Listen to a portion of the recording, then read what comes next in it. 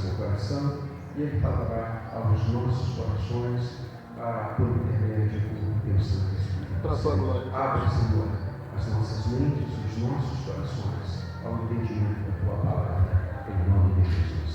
Amém.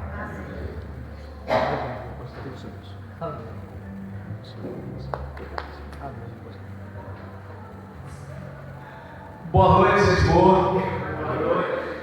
Renan conseguiu passar a imagem? Eu tenho um pendrive aqui. Então, perdão, pastor. Como ele é? Deixa eu Fica à vontade. salvar. Sim, tá. Tem um plano B, né? Então, peraí.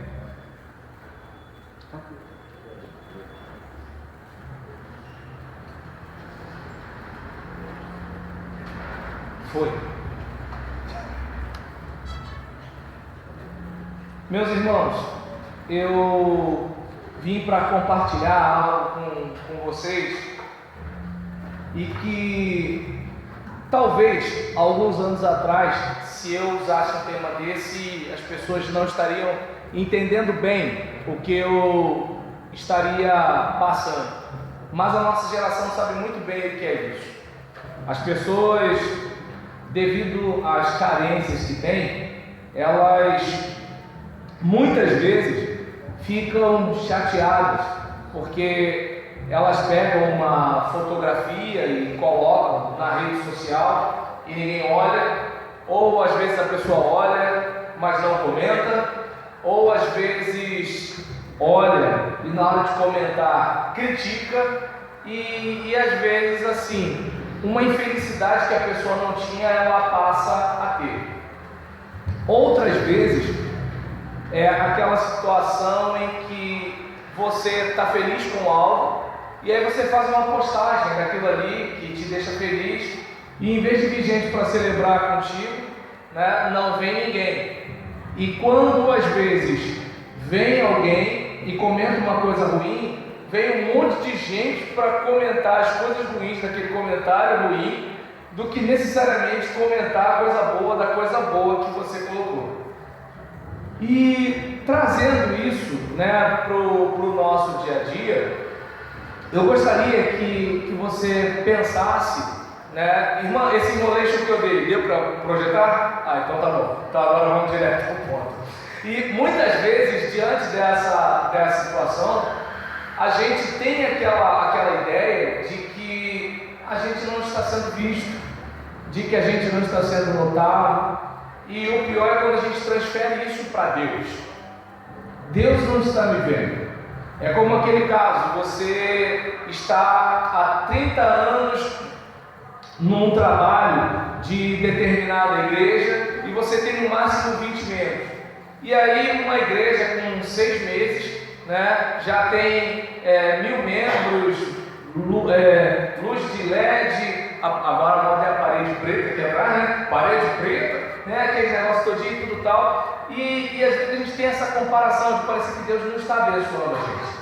Ou então você é uma pessoa esforçada, estuda de noite, trabalha de dia, batalha, final de semana você está fazendo algum curso intensivo, se preparando para um concurso, tudo para você é mais difícil.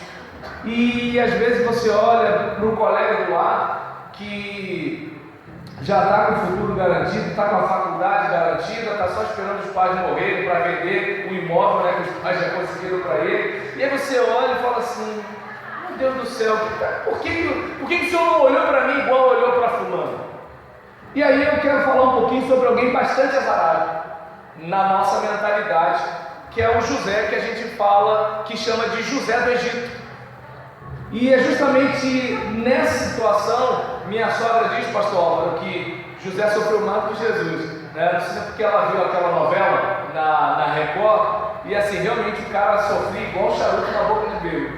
Mas é importante a gente observar que, como diz Romanos 8:28, tudo coopera para o bem daqueles que amam a Deus, daqueles que são chamados segundo o seu propósito. E aí, eu gostaria de pedir que você se colocasse de pé e lesse o versículo bíblico que está registrado ali na projeção. Se você não estiver conseguindo enxergar, que você veja na sua Bíblia, Gênesis 40, versículo 23. Então vamos ler todos juntos, Gênesis 40, versículo 23. O chefe dos copeiros, porém, não se lembrou de José. Ao contrário, esqueceu-se dele. E aí, pode sentar. Quantas vezes você pensa assim: eu arrumei essa vaga de emprego para fulano, eu apresentei fulano para a esposa que ele tem hoje, eu dava carona para o fulano quando ele não tinha carro, eu estendi a mão quando fulano precisou. Quando chegou a vez de fulano dar o troco, dar o retorno, fulano nem lembra mais quem é você, seu nome e se você existe. Isso dói. Quando é na família, então, dói mais ainda. E eu não sei se você percebe que José passou por coisas terríveis nesse aspecto. Aqueles que deveriam protegê-lo foram aqueles que lhe prejudicaram. Mas é interessante que Deus usa até as coisas ruins que nos acontecem para que de alguma forma Ele seja glorificado nas adversidades que sobrevêm às nossas vidas. E aí, o tema dessa noite peço licença, ao pastor Álvaro, mas Ana falou para mim que era culto jovem, então eu abusei do tema, tá, pastor? Desculpa aí. Ninguém curtiu, ninguém compartilhou, mas Deus viu e já abençoou. Ninguém viu nada que estava acontecendo lá com José. Ninguém compartilhou a situação dele, preso injustamente, vendido como escravo pelos irmãos, não era para estar naquela prisão. Só que Deus viu José, e Deus abençoou José, e não tem como ninguém amaldiçoar quem Deus abençoou. Quantos aqui são abençoados do Senhor? Então não há palavra que possa quebrar o que Deus estabeleceu sobre a sua vida. Mas eu estou passando por uma luta. Com luta mesmo é abençoado. Eu estou desempregado. Você é um desempregado abençoado. Eu só ganho um salário. É um salário abençoado. Moro de favor na casa dos outros. Mora de favor, mas é abençoado. Minha igreja não passa de 30 membros.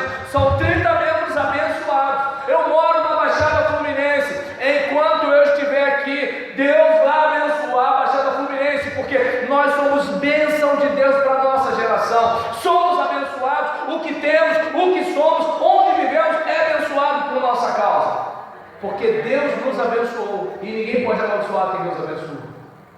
E aí eu gostaria que você estivesse pensando comigo, se você puder deixar sua Bíblia aberta no capítulo 40 ainda, você vai reparar, que há uma situação em que José bate um papo com esse copeiro e um outro colega de trabalho dele, ex-colega de trabalho.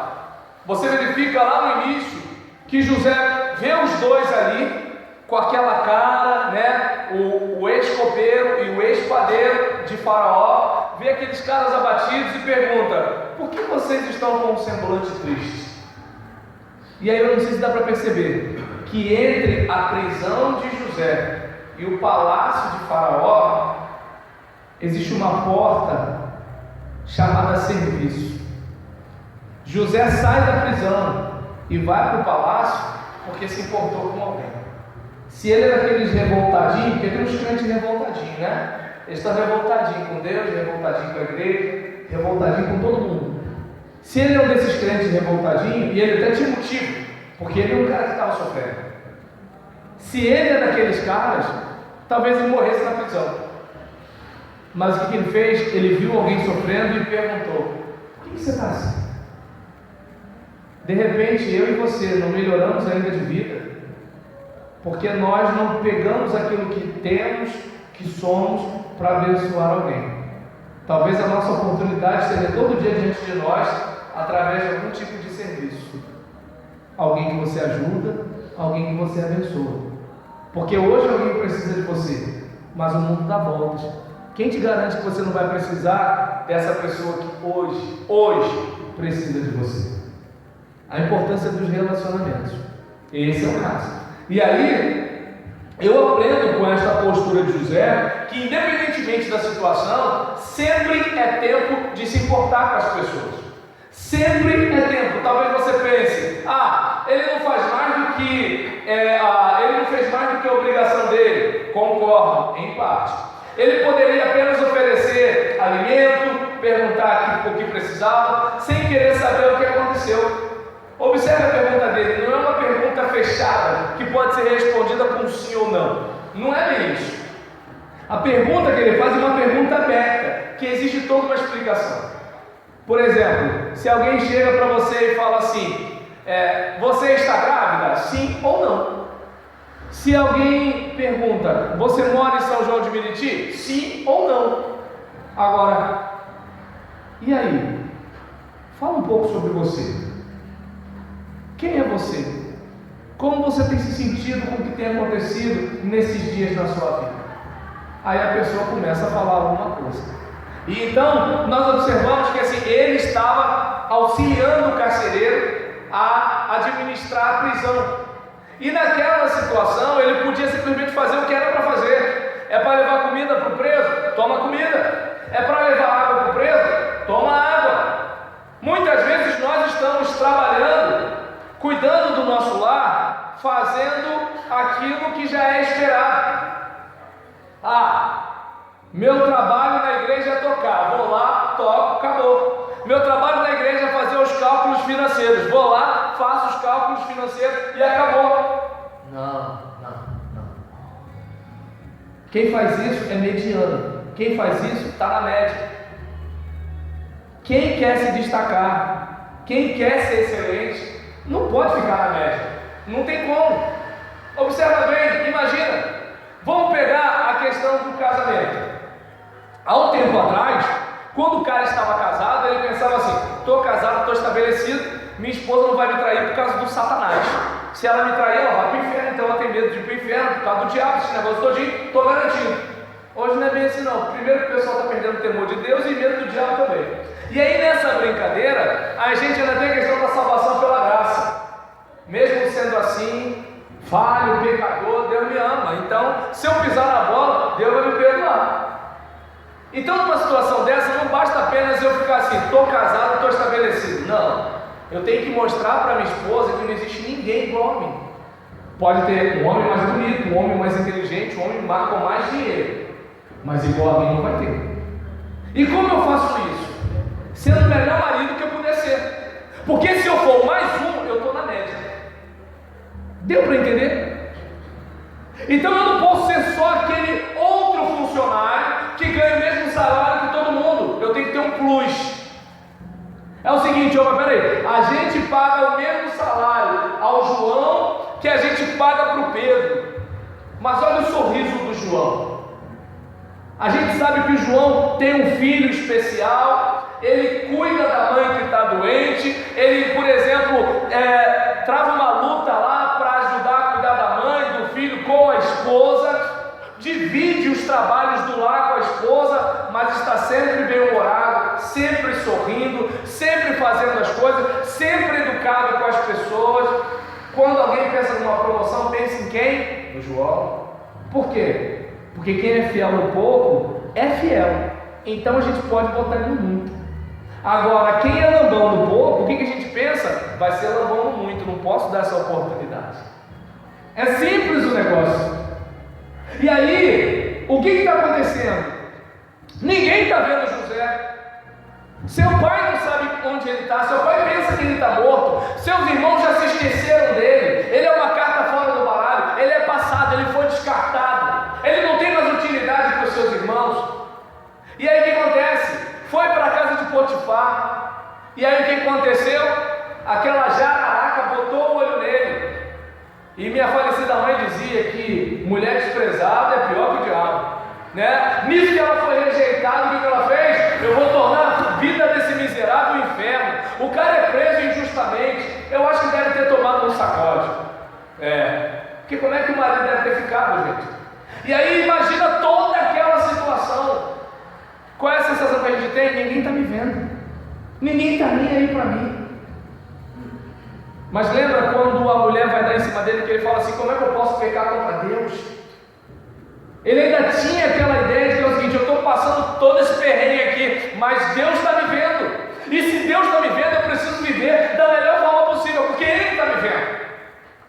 Talvez o pastor não tenha visto aquela sua dedicação. Talvez o seu pai, a sua mãe, sua esposa, seu marido não esteja reconhecendo o seu padrão de excelência, mas tem alguém no céu olhando para você.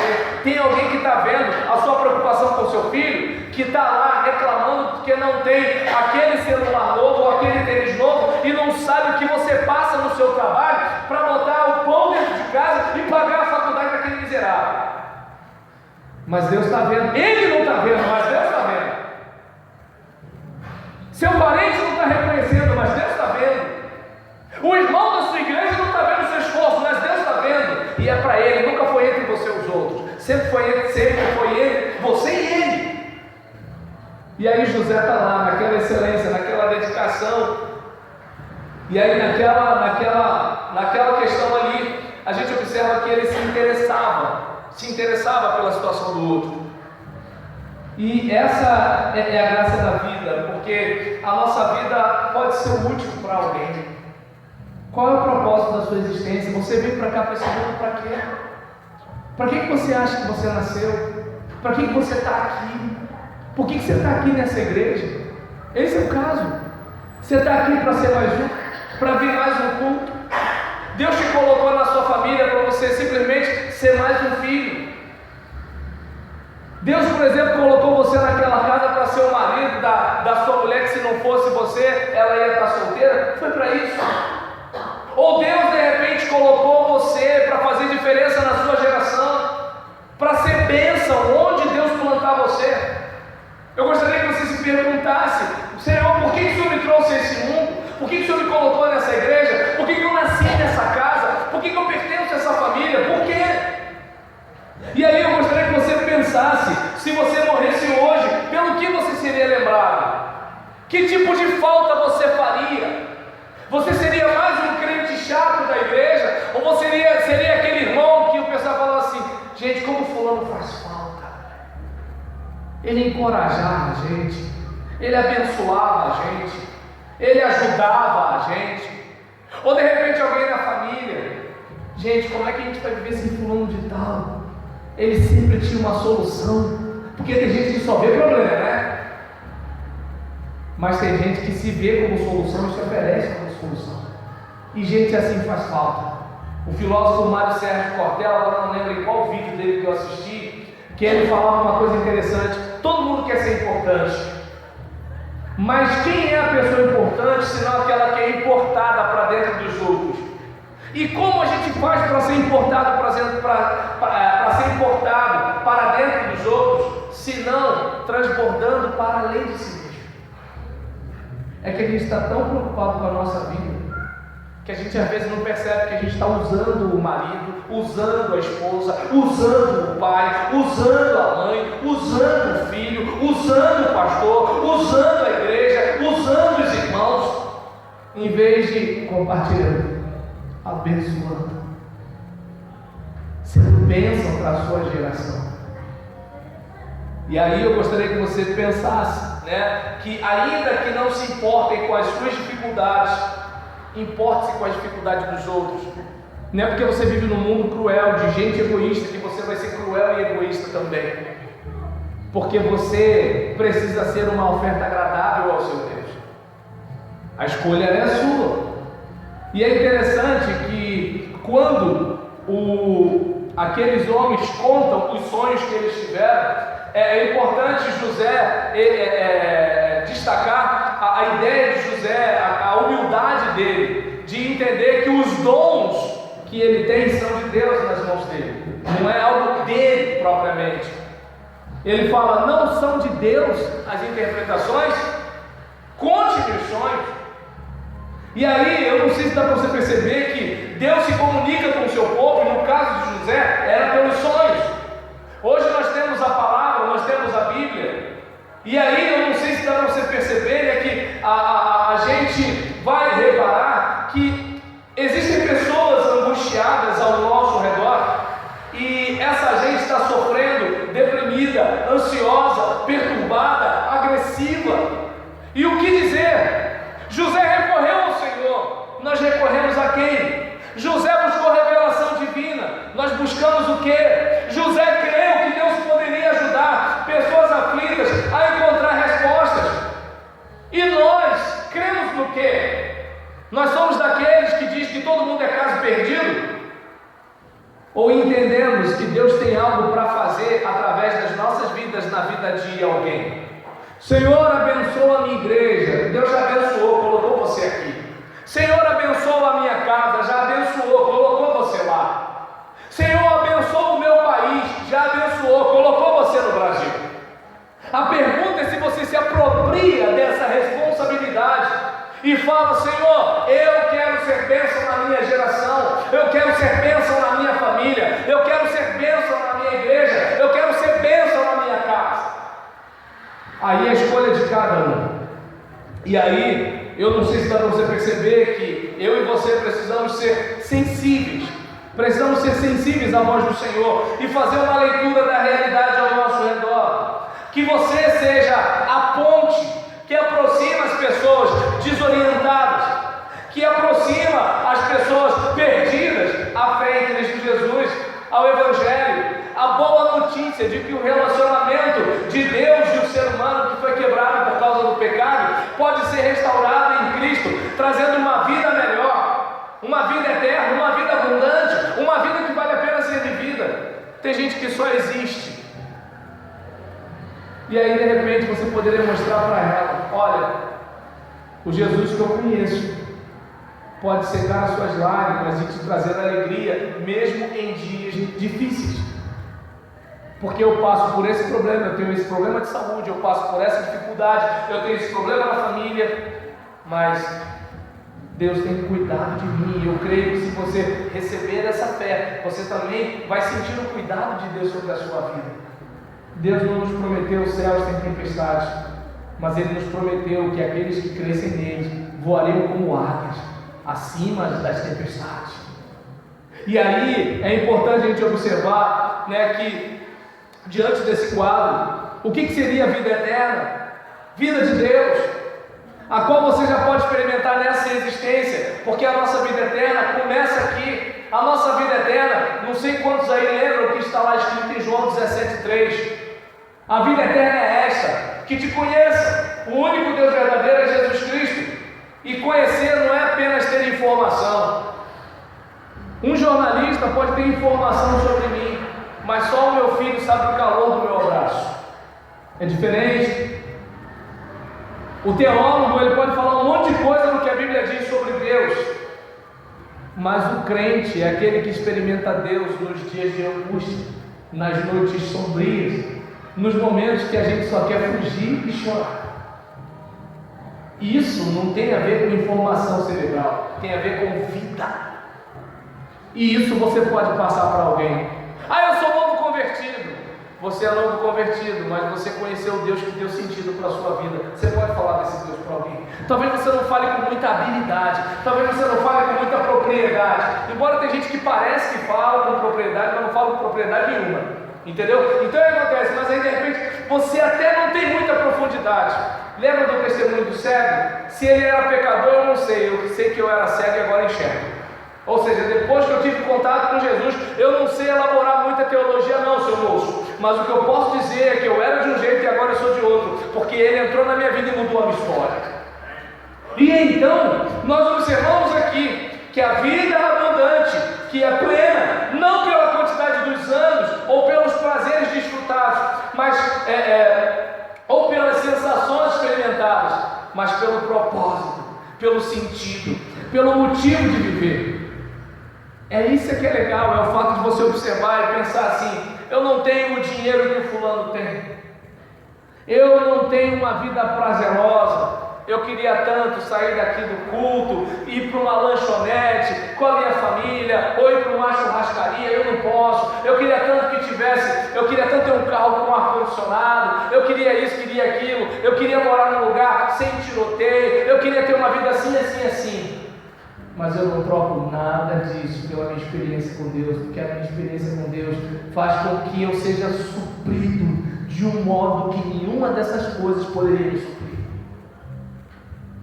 Até porque tem gente que tem tudo isso e não tem a paz e a alegria que eu tenho, porque a paz e a alegria que eu tenho são sobrenaturais, porque são resultados de um relacionamento profundo com o meu Deus, o meu Senhor e o meu Salvador. E aí, eu gostaria muito que você buscasse em Cristo respostas para as crises desse mundo longe de Deus. Eu gostaria que você pudesse perceber que, embora ache que tenha muitos problemas e pouco tempo para resolver tanto problema, e que isso te dificulta fazer alguma coisa por alguém, faça algo por alguém, alguma coisa, uma coisa simples. Um irmão que não veio hoje, a tendência da gente é brincadeira, né?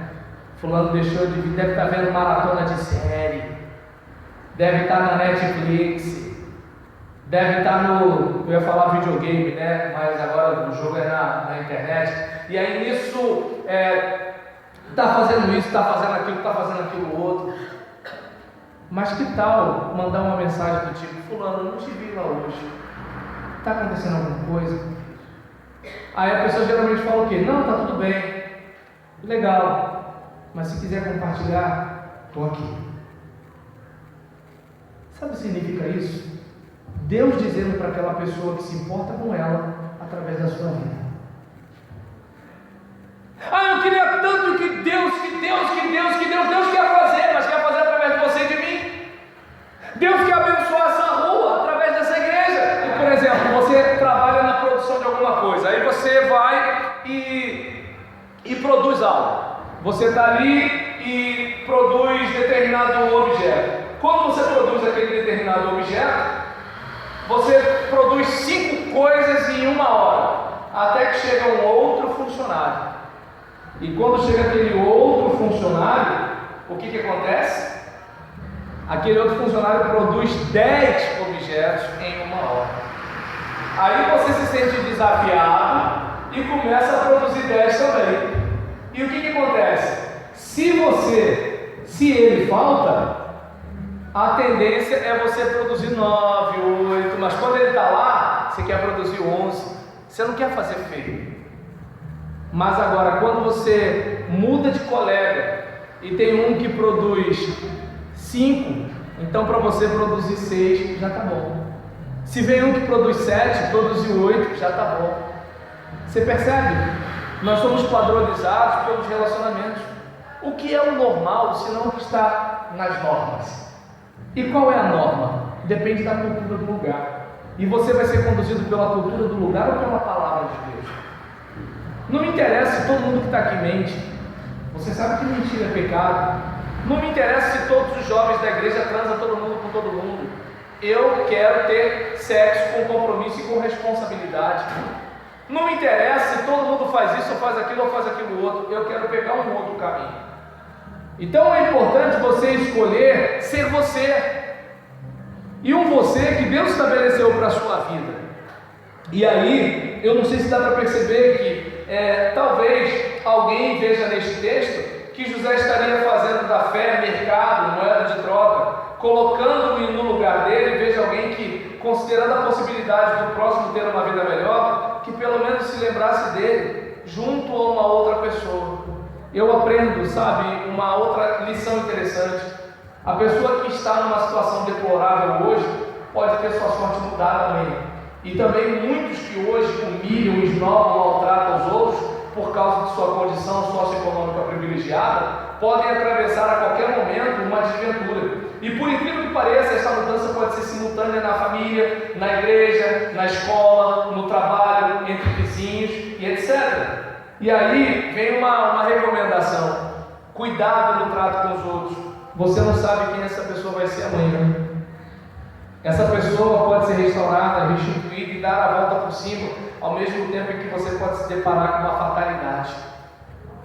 E o inverso também é verdadeiro. Eu não sei se você pode observar que aqueles homens, eles estavam ali como oficiais do rei. Eles eram aquelas pessoas que trabalhavam no governo, na prateleira de cima.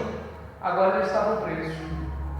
José, por exemplo, era escravo. Passou um tempo, foi para o palácio. Virou o primeiro-ministro da maior potência do seu tempo. Olha como é que o mundo dá volta. Quem te maltrata hoje não sabe quem você vai ser amanhã. E quem você abençoa hoje, você não sabe quem vai ser amanhã. Quem fez pouco caso de mim lá atrás, não imaginava que eu seria quem eu sou hoje. Quem faz pouco caso de mim hoje, não imagina quem eu vou ser amanhã. Quem eu estendi a mão ontem, eu não imaginava que hoje estaria me ajudando. Quem eu estendo a mão hoje, eu não imagino o quanto vai poder me ajudar lá na frente. A vida é assim.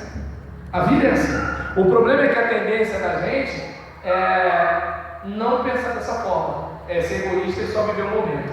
Eu só vou trocar aqui o celular porque o celular lá em casa quebrou e eu estou com xinguinho. E aí, para a gente fechar aqui o nosso trabalho, hoje você pode estar passando por uma situação humilhante, mas eu creio que Deus pode estar usando, né, esse momento aqui para dizer a você que o dia da honra vai chegar. Talvez você esteja se sentindo humilhado por alguma coisa. Todo mundo da minha juventude casou e eu não. Todos os casais que eu conheço têm filhos e eu não. Todo mundo, né, que foi adolescente comigo está tendo um bom emprego e eu não. A igreja dos meus colegas está crescendo, a minha não. Meus colegas estão sendo convidados para pastorear e eu ainda não.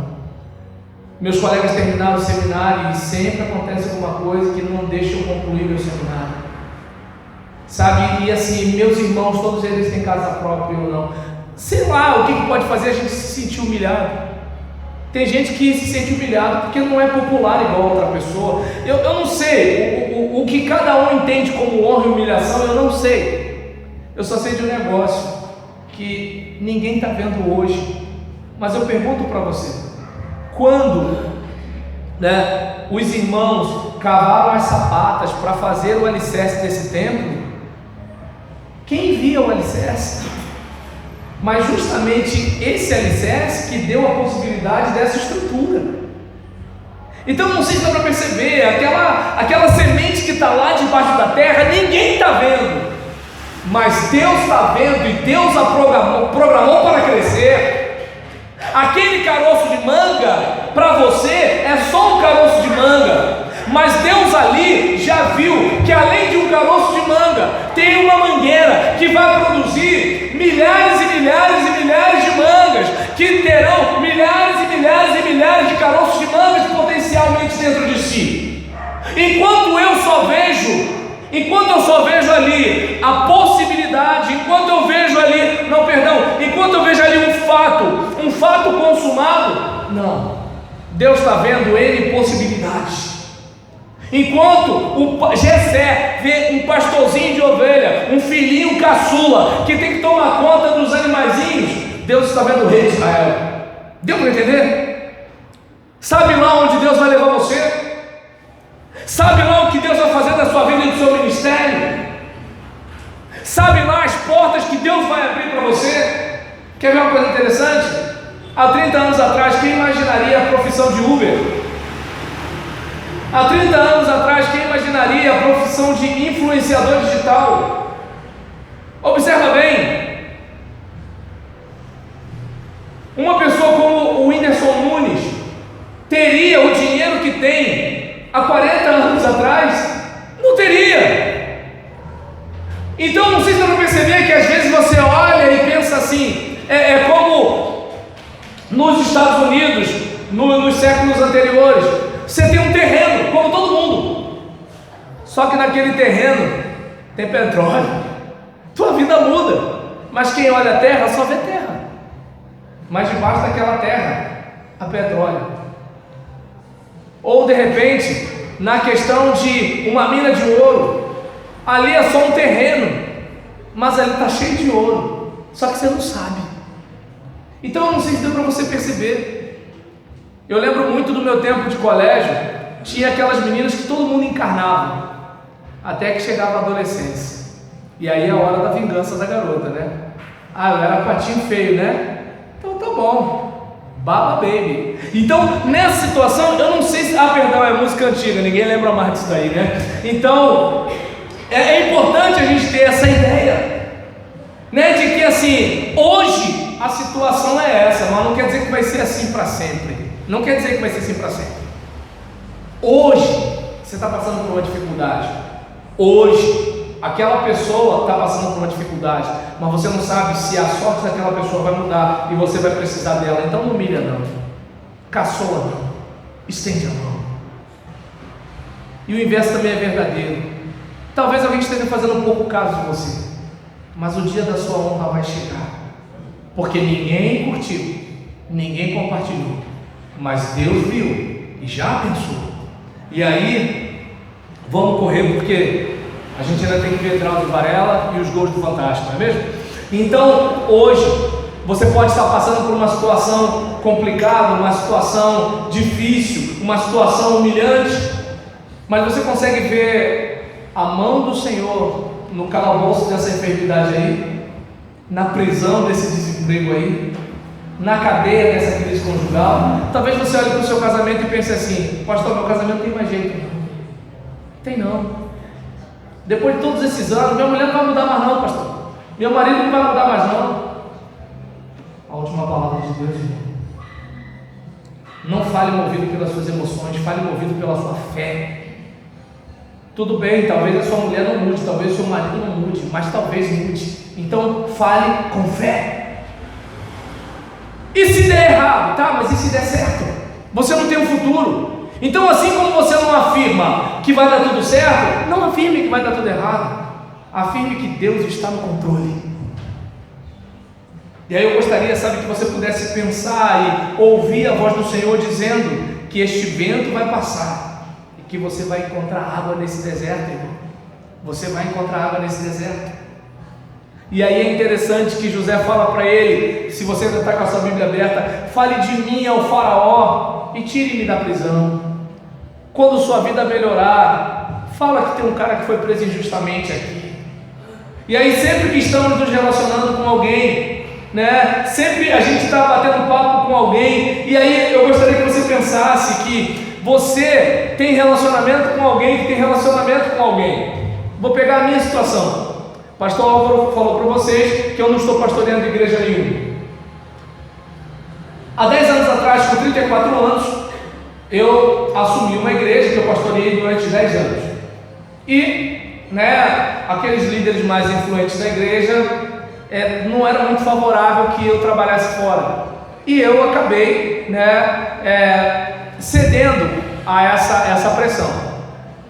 Quando eu saio da igreja, 10 anos fora do mercado de trabalho, como é que vai ser? 45 anos de idade, como é que vai ser? Não sei. Só que o que é interessante? Uma coisa que eu pelo menos me fez dar aula de teologia é porque muitas vezes a igreja pode deixar o pastor acomodado. Por que pode deixar o pastor acomodado? Porque o pastor ele chega cheio de intenção, né? Prepara o sermão, faz isso, faz aquilo outro, aí vem 10 pessoas para ouvir. E as 10 pessoas que vêm já chegam pensando em ir embora. Sem falar os que estão no celular, os que ficam olhando para o relógio. Aqueles que fazem questão de bocejar na sua cara. Eu aprendi que era falta de educação, certo é botar a mão na boca. Mas tudo bem, né? Mas deve ser o Espírito Santo que faz isso. E aí nessa situação, por exemplo, aí o cara faz o quê? Ele começa a reduzir o potencial. Ele chega, né? Mas aí a resposta é tão fraca que ele acaba dando uma reduzida. No seminário é diferente, o seminarista te sufoca, ele te enche de pergunta, ele te cutuca de tudo quanto é jeito, e aí você não pode passar vergonha, você vai para casa estudando o que vai responder para ele. Então, eu queria lecionar por causa disso, eu queria crescer, eu não queria ficar estacionado. Vamos no aniversário do culto, né, do irmão fulano, né? E aí nisso, né, aquele negócio assim, tem aquela pessoa que falta o culto, porque teve um problema. Tem aquela que falta o culto para perceber se alguém vai lá para ver por que ela não foi naquele dia. E aí, segunda ninguém ligou, na terça ela fala assim: pô, mas ninguém ligou para mim, entendeu? Tem gente que faz teste de popularidade. E aí nesse caso, né, por exemplo, essas situações, infelizmente, reduz o potencial do cara, que podia, né, dar voos mais altos. Aí eu comecei a lecionar. Mas como eu comecei a lecionar? Meu pastor dava aula num seminário. Aí eu dei meu currículo para ele, ele deu o currículo para o seminário onde ele lecionava, que é o seminário em Vigário Geral. Comecei a dar aula lá. Na época minha esposa falou assim: mas Roberlan, só R$100? Eu falei, não são só R$100, é um currículo. Agora eu sou professor de seminário.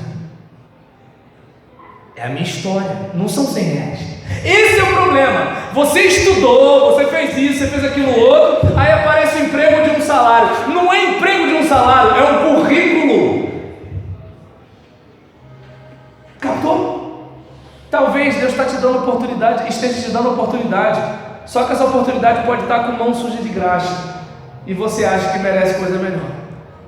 Só que lembra, a semente ela não começa a florescer, ela começa lá debaixo da terra, quando ninguém vê, mas Deus vê. E aí o que acontece?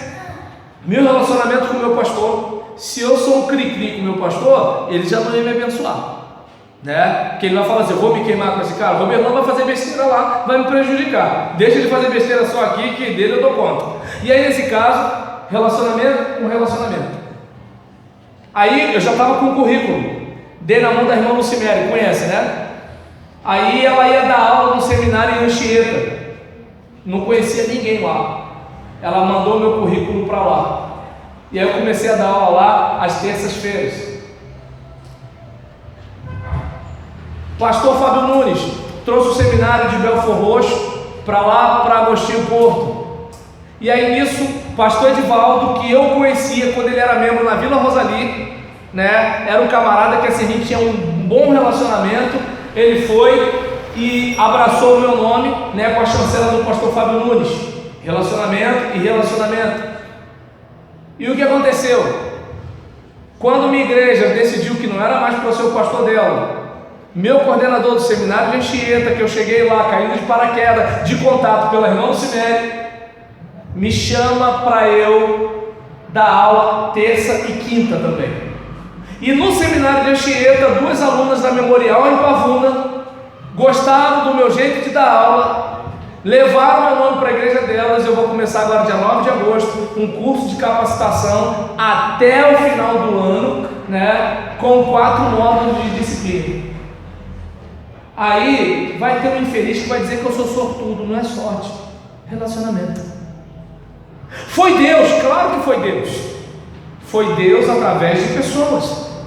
Agora eu pergunto para você, se eu fosse um chatonildo, implicante, que fala mal de todo mundo, por exemplo, minha igreja entendeu que não era mais para o seu pastor de lá. Se eu estivesse aqui malhando a minha igreja, deu para entender?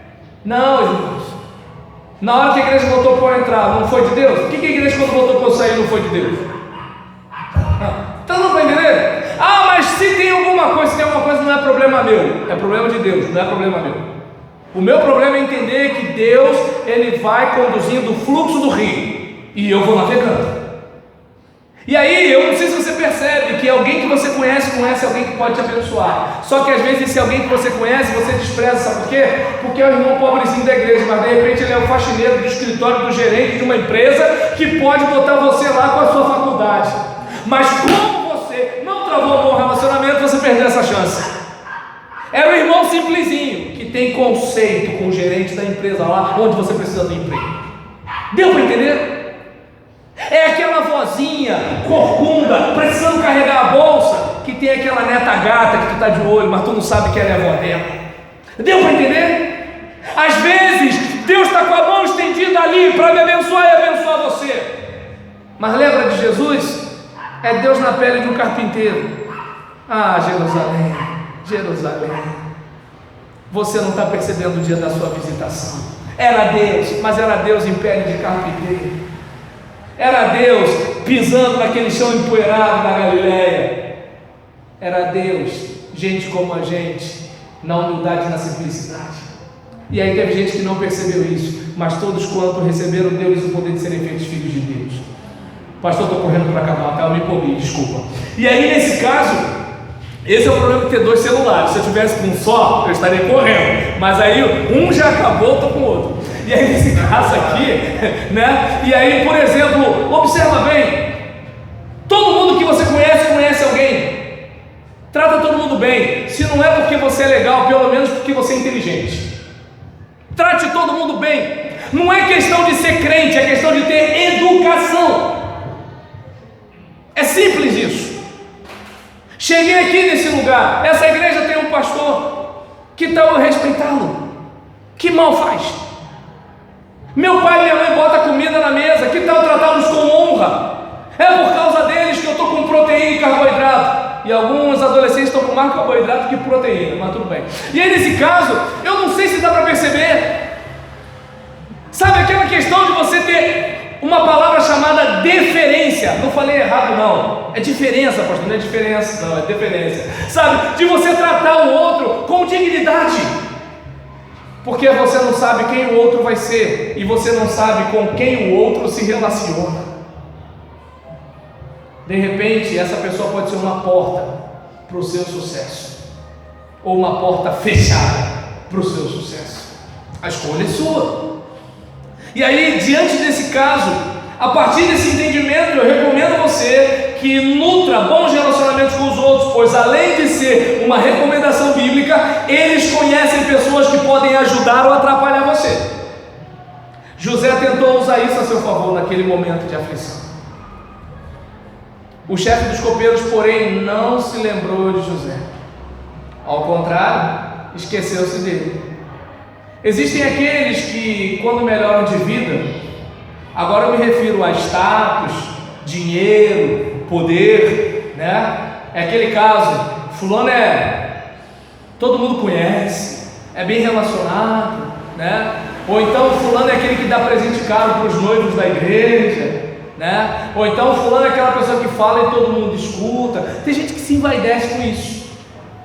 Oh meu Deus do céu, basta um derrame, vai tudo pro ralo.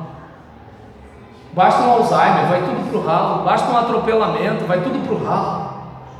Eu não sei se dá para perceber, gente, a nossa vida assim, ó, um barbeiro esmagado no caldo de cana, vai tudo pro ralo, acabou.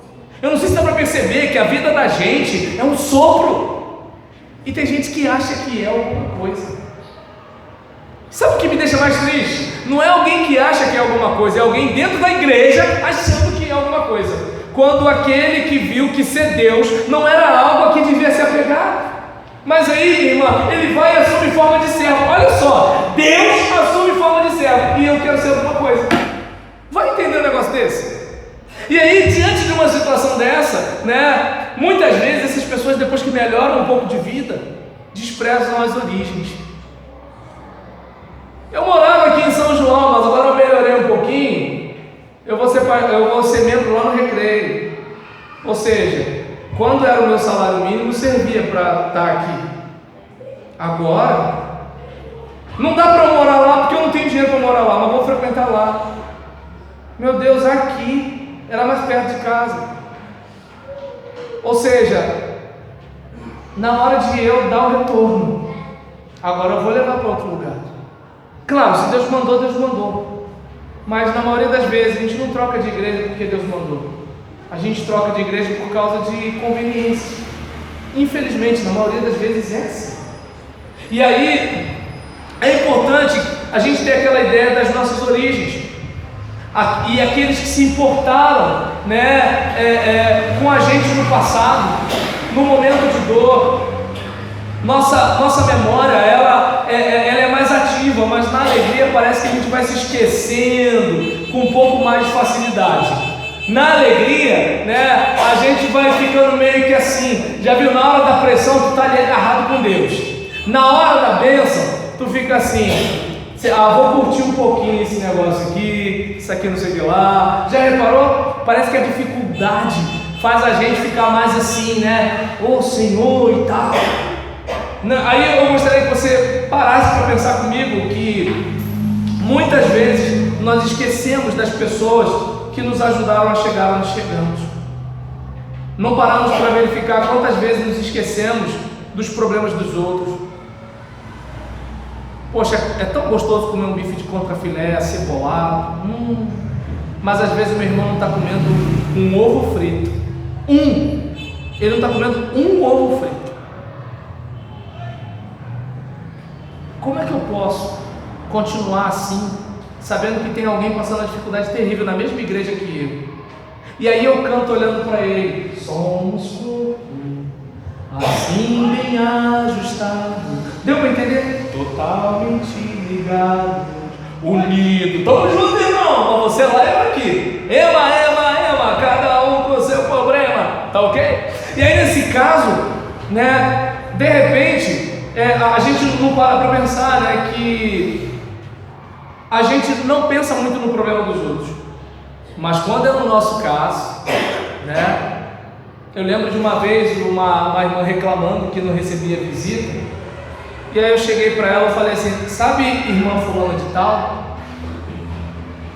A irmã fulana de tal está se tratando de câncer, e ela veio aqui visitar você. Sabe a outra? Ela está com um problema sério no casamento e veio aqui visitar você. Sabe a outra? Trabalha em 2 empregos, cuida da avó doente e está se preparando para casamento e veio visitar você aqui. Agora, já reparou? Você não sabe nada disso. Sabe por quê? Porque elas se importaram com você. Você não se importou com a dor delas. Porque se você soubesse a dor dos seus irmãos, você não ia ficar reclamando de visita. Porque essa gente que veio aqui, veio cortando um dobrado. Mas como você não pensou neles. Desculpa, irmãos, eu sei que eu fui duro. Mas está dando para entender? Às vezes a pessoa está cobrando atendimento, mas ela não atende ninguém. A minha igreja não é amorosa, tá? Eu sou amoroso. Entende como é que é o negócio? Ninguém veio me ver. Eu fui ver alguém. E eu não sei vocês, né? Aqui a Tomazinha é outro nível, né? Mas eu moro em Caxias. Lá no Lavo Bilac, os crentes são diferentes. Para quem do lado de lá, os crentes que mais cobram são os que menos oferecem. Aqui não, porque aqui é top, é outro nível, né? Perto da Via Light, aqui é outra situação. Tá dando para entender? Mas para aquele lado lá, de Caxias, os caras que mais cobram são os que menos oferecem. Isso é triste, gente. Não estou dizendo que quem faz pode cobrar, não. Só estou dizendo que assim, é um problema moral cobrar algo que a gente não oferece. E aí, eu não sei se dá para perceber que de repente o seu coração esteja doendo por estar decepcionado com pessoas com as quais você pensou que poderia contar. Poxa, agora que eu estou precisando, ninguém está nem aí para mim. A frustração faz parte da vida e a ingratidão faz parte da experiência humana. Filho, não fique esperando gratidão de todo mundo, não. Fica não. E aí uma coisa que eu gosto de falar em toda igreja que eu vou: olha para a pessoa que está do seu lado e fala para ela assim: igreja não é céu. Fala para ela: igreja não é céu. Igreja não é céu, filho. Está cobrando, não dá. Tem gente que vai ser ingrata, tem gente que vai mentir, tem gente que vai fazer um monte de coisa. Sabe por quê? Porque cada um que está aqui é tratado em alguma área. Uns têm problema na área sexual, outros têm problema na área financeira, outros precisam tomar remédio mesmo, tá entendeu? Então assim, cada um tem alguma coisa para tratar. Igreja é um lugar de gente quebrada, que está sendo reconstruída. Igreja não é um lugar de gente perfeita. E eu que estou sentido com alguém que fez alguma coisa, é bom lembrar que eu devo ter feito alguma coisa contra alguém também. Bom, gente, só do céu para cima, né? E aí nesse caso, irmão do teclado, me ajuda aqui por favor. Desculpa interromper aí, mas que você aqui já vai me ajudar a encerrar, né? E as crianças já deram o primeiro start, você vai ser o segundo. E aí, em relação a isso aqui, né? Frustração faz parte da vida, e a ingratidão faz parte da experiência humana, né? E assim, entretanto, como foi comentado anteriormente aqui, você pode contar com Deus. Por isso eu queria pedir para você: não se entregue na hora da angústia, porque a sua atitude faz diferença. Você pode contar com Deus, mesmo que as circunstâncias não estejam ao seu favor. Você pode contar com Deus, mesmo que as pessoas não queiram ou não possam ajudar. Porque às vezes a pessoa não ajuda você porque não quer, mas às vezes a pessoa não ajuda você porque não pode. Você sabe como é que é a luta do outro que está aí do teu lado? Às vezes a pessoa está passando uma dificuldade maior do que a sua. É que ela está rindo, ela está cantando, ela está batendo palma, ela está falando aleluia, mas às vezes ela está com uma situação pior do que a sua. Então não é porque ela não quer ajudar você, talvez ela não possa. Você pode contar com Deus, mesmo que as suas próprias limitações te atrapalhem. Você pode contar com Deus. Repete comigo: eu posso contar com Deus. Nós podemos contar com Deus, independentemente de tudo. Talvez as pessoas desprezem você, mas o Senhor não desampara os seus. mesmo que as pessoas possam de repente desprezá-lo, o fluir das bênçãos que virão ao seu encontro não podem ser retidos por causa da insensibilidade humana às suas dores. Tem gente aí que não está nem aí para o seu sofrimento, mas Deus está aí para o seu sofrimento. Ninguém está curtindo, ninguém está compartilhando, mas Deus está vendo tudo e Deus já abençoou você. Tudo bem que você ainda está na dificuldade, mas a bênção do Senhor já está sobre você. Entende? Ele conhece a sua dor, Ele está atento à sua dor e Ele está cuidando da sua causa. A Ana estava lá, orando, triste, sofrendo, porque queria um filho. E o marido dela, que não sabia o que era o sofrimento dela, mas eu não valho mais do que 10 filhos, eu cana, seu miserável. Você não sabe o que é ser mulher, rapaz. Para ela era importante. Naquela época, uma mulher que não tinha filhos era como uma mulher amaldiçoada. Hoje uma mulher que não tem filhos já escuta um monte de coisa das candinhas da vida. Imagina naquela época. Eu sou casado há 21 anos. Minha esposa engravidou quando nós tínhamos 19 anos de casado. Você não faz ideia quanta coisa a gente escutou, irmãos. Quanta coisa a gente escutou. Quanta coisa a gente escutou. Às vezes de púlpito eu tinha que explicar por que a gente não tinha filhos. Porque na hora de apresentar o pregador, né? Temos aqui um casal, eles estão há 15 anos, mas ainda não tem filho e tal. Porque o pessoal pensava que a gente não tinha filho porque a gente não queria.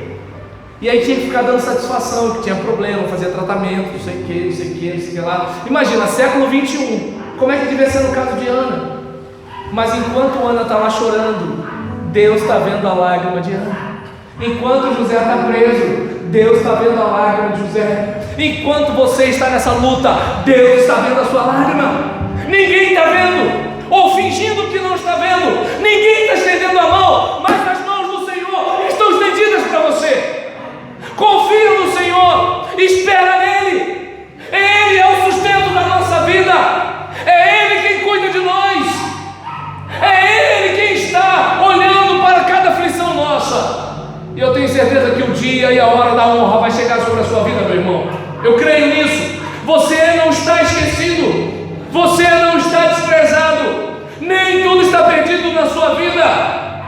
Esse calabouço José vai passar. Essa prisão José vai acabar. O sofrimento José não é para sempre.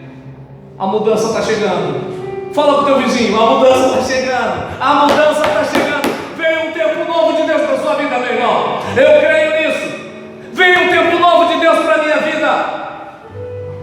E aí que eu e você, sabe, pudéssemos pensar o seguinte: que estamos aqui fazendo coisas, vivendo coisas, sentindo coisas que precisamos experimentar, como quem sobe degraus para um novo andar. Deus tem um novo andar para a minha vida e para a sua, mas nós precisamos do desconforto de subir os degraus do sofrimento para o nosso crescimento. E aí, fica de pé, meu irmão. O Senhor tem selado a minha alma com a certeza de que o visível não é o definitivo. Esse desemprego não é o definitivo. Essa enfermidade não é o definitivo. Esse problema na família não é o definitivo. Não é. Nada é para sempre. E só Deus tem a última palavra. Há um mundo invisível. Há uma realidade que a nossa mente não pode compreender. Há uma dimensão espiritual. Há elementos que influenciam o decurso da nossa história e o andamento da nossa vida. Anjos e demônios estão lutando pela nossa causa. Uns torcendo contra e outros a favor. E Deus soberanamente está governando a história da nossa vida. E eu gostaria que você pensasse nisso. Enquanto nós vamos cantar ao Senhor, eu te louvarei. Não importa as circunstâncias. Eu adorarei somente a Ti, Jesus.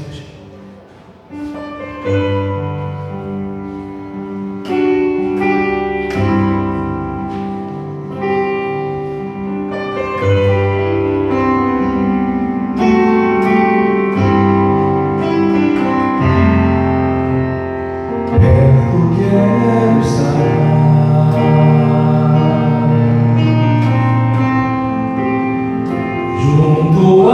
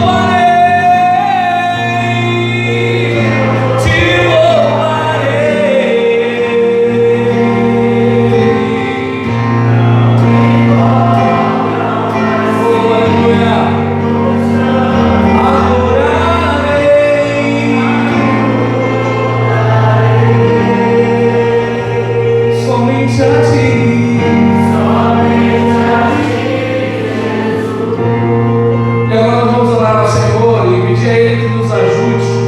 Eu não sei como é que está a sua situação, mas não sei se seria a enfermidade, se seria no ministério, se seria na família, se seria de modo financeiro, eu não sei.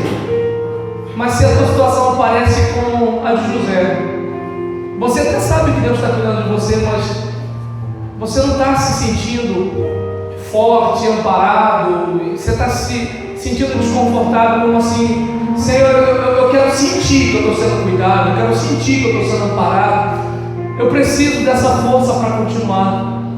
Sabe, tem lugar para a gente orar? Sabe, às vezes as lutas vêm, fica difícil, a gente tem dificuldade de enfrentar. Vem aqui para a gente orar. Você não está sozinho nessa parada, mas às vezes o coração da gente não ajuda. Às vezes parece que o céu está de bronze, às vezes parece que Deus não está ouvindo. A gente tem até irmãos orando por nós, mas a gente parece que não tem ninguém olhando para a gente, porque a gente não está conseguindo perceber. E nessa hora eu gostaria de pedir a Deus que estivesse aquecendo o seu coração e você conseguisse perceber. Eu sei que tem que ser por fé, mas como é bom sentir, né? Deus está cuidando de você, Deus está cuidando. Mas eu gostaria, sabe, do fundo do meu coração, que você sentisse esse cuidado. Nós vamos cantar mais uma vez o refrão, e você que não veio, se enquanto a gente estiver cantando o refrão, você for revestido de coragem de fazer o que esses irmãos fizeram, sai do seu lugar e vem aqui à frente para a gente orar. Pastor, vem aqui à frente para orar, por favor. Te louvarei. Te louvarei.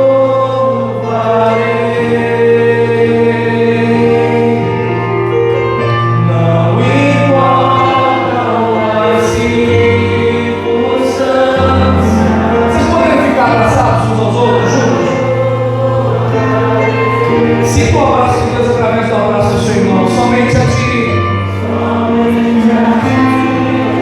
A igreja, a gente tem as mãos para cá. Abençoa o seu irmão. Te louvarei. Te louvarei, Senhor. Te louvarei. Não importa as circunstâncias.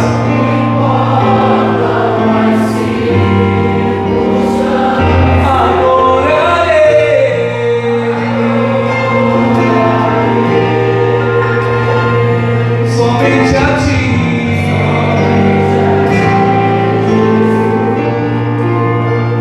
Somente a ti, Jesus.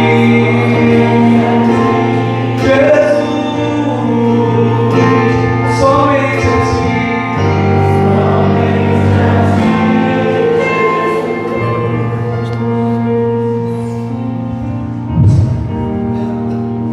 Fala, meu filho. Na tua presença, Senhor, nós nos encontramos para suplicar a tua noite pelas necessidades, Senhor, pelas carências de cada uma dessas pessoas que estão diante do teu altar. Coloco diante do teu trono de graça. Pai querido, não conhecemos o problema de cada uma dessas pessoas, mas tu que sondas os corações, tu sabes, tu conheces as necessidades, e sabes, Senhor, aquilo que cada uma delas está precisando e como vai conceder a cada uma delas. Eu confiar no Senhor na tua direção, confiar no Senhor na tua bondade, confiar no Senhor na tua providência. Nós entregamos cada uma dessas vidas em tuas mãos, cada um desses problemas, dessas dificuldades, Senhor, em tuas mãos, para que seja o Senhor resolvendo, para que seja o Senhor cuidando, para que seja o Senhor providenciando, segundo a necessidade de cada um, segundo aquilo que está no coração de cada um desses associados. E Pai querido, desde já, nós já agradecemos a Ti por aquilo que Tu estás fazendo e já tens feito. Aleluia! Aos Teus filhos, Senhor, aos Teus servos, e diante de Teu altar, clamam, colocam o Senhor diante de Ti, Senhor. o seu clamor, colocam diante de ti, Senhor, as suas petições. Toma, Senhor, cada uma delas em tuas mãos, em nome de Jesus. Amém. Vamos para sentar-se. Pastor Roberto, queremos agradecer ao pastor Roberto. Não falei de início, né? Eu dificilmente eu falo alguma coisa, eu sou muito ruim para poder elogiar, né? Sou péssimo para isso, né? Sou péssimo. Por exemplo, manda outra coisa pelo WhatsApp, eu não escrevo nada. Bateu jogando. Deus está vendo. Deus está vendo. Eu sou muito difícil de escrever. Muito mal eu consigo escrever os meus sermões. Mas, por que eu estou falando isso? O pastor Roberto, apesar de eu não ter falado nada, nem para ele, estou falando agora, uma pessoa que quer melhorar muito, né? Conhecendo as suas dificuldades, os seus problemas, né? Eu aprendi a admirá-lo muito e a respeitá-lo. Quando me diz, vou convidar o pastor Roberto para mim, tudo bem.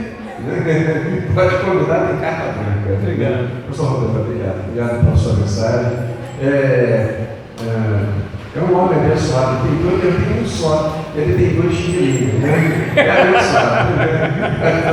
Abençoado. É abençoado por Deus. Pastor, muito obrigado. Obrigado mesmo. Que Deus esteja abençoando a sua vida, abençoando a sua família, seu ministério, né? Os seus ministérios. Amém. Ministério, né? A igreja de Deus certamente está providenciando um seminário. Glória a Deus.